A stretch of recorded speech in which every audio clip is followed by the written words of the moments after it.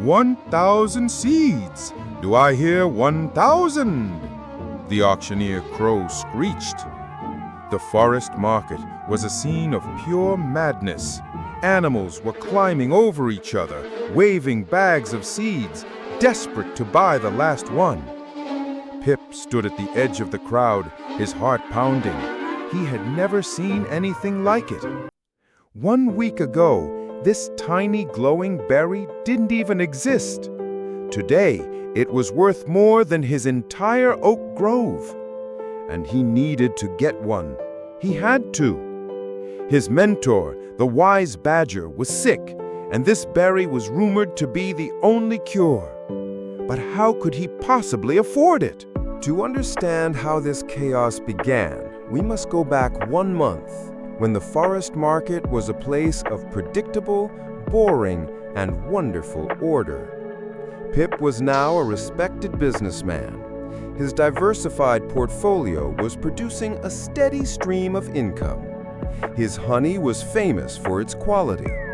Every week, he would trade 1 barrel of honey for 100 sunflower seeds. Not more, not less. The price was stable. His income was predictable. Life was good. He thought he had finally figured it all out. He understood assets. He understood risk. He believed he had mastered the world of finance. He was wrong. He had forgotten about the 2 most powerful, invisible forces in the entire economy. The chaos began quietly, with a discovery. Sheldon, the oldest tortoise in the forest, found something new on a secluded, sun-drenched cliff. A small bush bearing glowing golden berries. He brought one to the market simply out of curiosity. The Sly Fox was the first to see its potential. "My friends," he announced to the market, "this is no ordinary fruit. This is a Sunstone Berry. They say it fills you with the energy of the sun itself." Of course, he had just made that up, but it sounded amazing. There was only 1 berry in the entire forest. The supply was 1. But after the fox's speech, the demand, the number of animals who wanted it, was 100. When many buyers chase very few goods, the price explodes. The berry sold for 50 seeds. Pip watched this, confused. "It's just a berry," he thought. The next week, Sheldon the tortoise found 2 more berries. The supply was still tiny, but now, thanks to the fox's stories, the demand was even higher. The 2 berries sold for 200 seeds each. A strange thing began to happen. Pip came to the market with his high-quality honey, but no one was interested.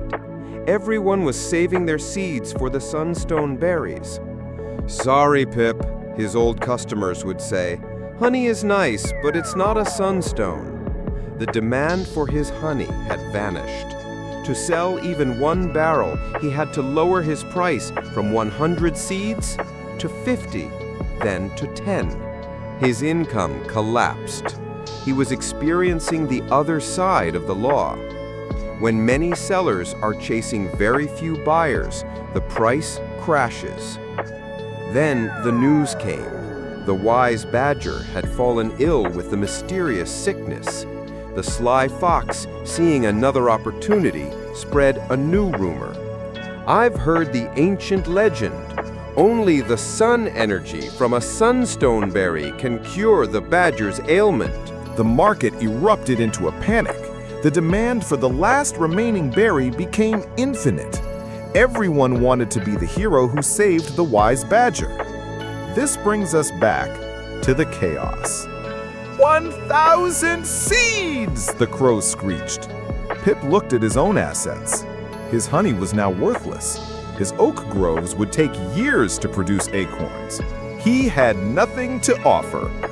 He was locked out of the market. Just as the crow was about to sell the berry to the fox, a slow, calm voice echoed through the market. "I may have a few more." It was Sheldon the tortoise. He had spent the last month not just picking the berries, but planting their seeds. He had created a farm. The supply of sunstone berries instantly went from 1 to 1,000. But the demand was still only a few hundred. What happens when sellers have far more goods than there are buyers? The price crashed. Instantly, the berries were worth only 1 seed each. The madness was over. Pip calmly walked up, bought a berry for a single seed, and rushed it to the wise badger, who, it turned out, just had a bad cold and felt better after a nap. Later, the badger explained the powerful forces Pip had witnessed. The market is like a seesaw, Pip. On one side is supply, how much of something there is. On the other side is demand, how many people want it. When supply is low and demand is high, the price goes flying up.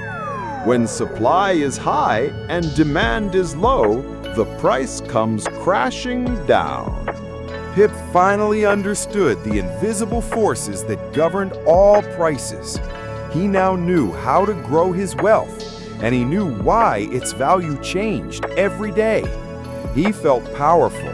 He felt in control. But a new question started to form in his mind. Now that he had all this knowledge, what was his actual goal? How much was enough? He was about to learn the difference between just having money and having a real financial plan. Subscribe to Go for Business to learn how to create your first budget.